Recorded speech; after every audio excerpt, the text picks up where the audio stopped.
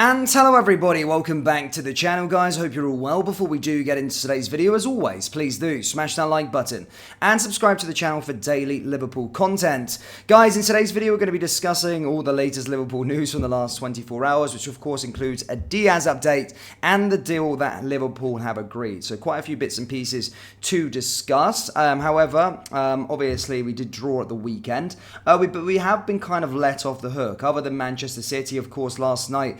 Seen Tottenham take on Chelsea.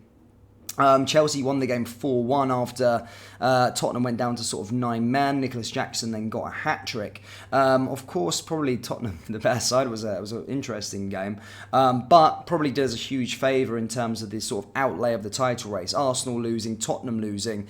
Unfortunately, Manchester City did win, and it's freaking unfortunate that we didn't beat Luton. That's pissing me off even more now, because we would have been level. Well, we would have been level on points with Spurs in second with a higher goal difference. So, you know, it's fine margins in this game, and we as a football club have been on the end of those fine margins over the last couple of years, where the title's gone down to the final day and we missed out by a point. So hopefully we don't rue that sort of Luton chance. Hopefully we don't rue that sort of Tottenham debacle where we lost. But going forward, you know, the margin for error is very, very slim, but we also got to remember we are in the sort of midst of a rebuild still. You know, we weren't really expected to be competing for the title. We've just been unbelievable. We've been playing unbelievably well, so the fans have got really, really excited. Really, our ambition probably at the start of the season was trying to finish in the top 4 and get back into the Champions League, but we're definitely in good standing to definitely land in those places, if not try and push City again for another title. But that's that now.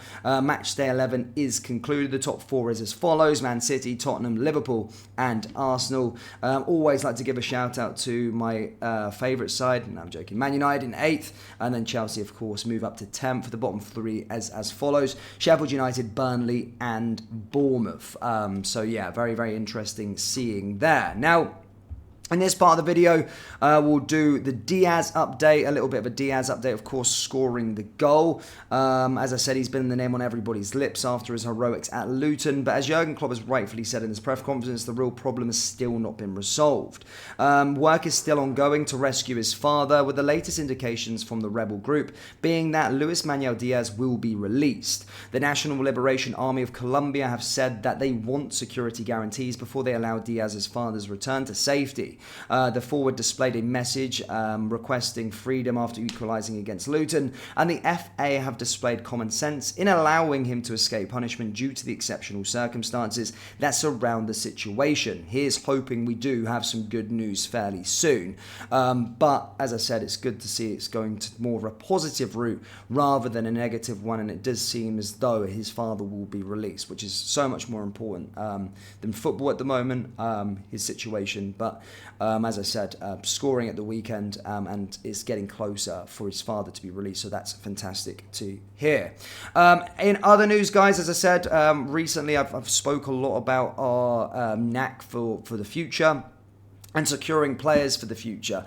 And as I said, recently I've spoke about the likes of Stefan Bajcetic, I've spoke about the likes of Chambers, I've spoke about the likes of Ben Doak, and making sure that we have a nice pipeline of players to really go forward, you know, in terms of you know, a pipeline of players for the future to really battle for places. We started to see these players integrate themselves in the first team. Onsenar is another one as well, which is really exciting to see. And a lot of fans, not all of them, but some channel subscribers don't want to talk about the youth. But sometimes you'll hear the name very, very soon. And Liverpool have agreed a deal for yet another.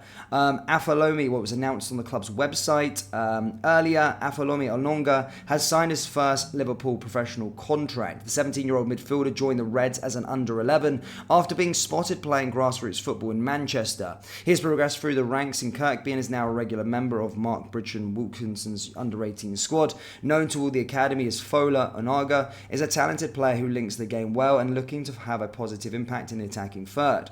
Last month he made his debut with the under-21s as he started the Bristol Street Motors trophy tie against Blackpool at Bloomfield Road, but has now secured his future, committed to his long-term future by signing his first professional contract at Liverpool Football Club, which is exciting and beautiful to see. So a big congratulations in order to him. And as I said, it won't probably be long until you start to hear his name in and around the sort of first team. So that's very good and interesting to hear as well. But enough of that. Next up for us, guys, is Toulouse. As I say, games come in thick and fast. Now we're in the quarter-final of the League Cup as well. As I said, it's going to continue in this manner. We're going to have a little bit of a break with the international break that happens next week. Again, I know I always say this, but how the hell is there another international break? It literally feels like we've got one every 3 weeks. So that's almost how it feels like. But literally, we've got Toulouse now. Then we've got another game in the Prem, and I think that's us.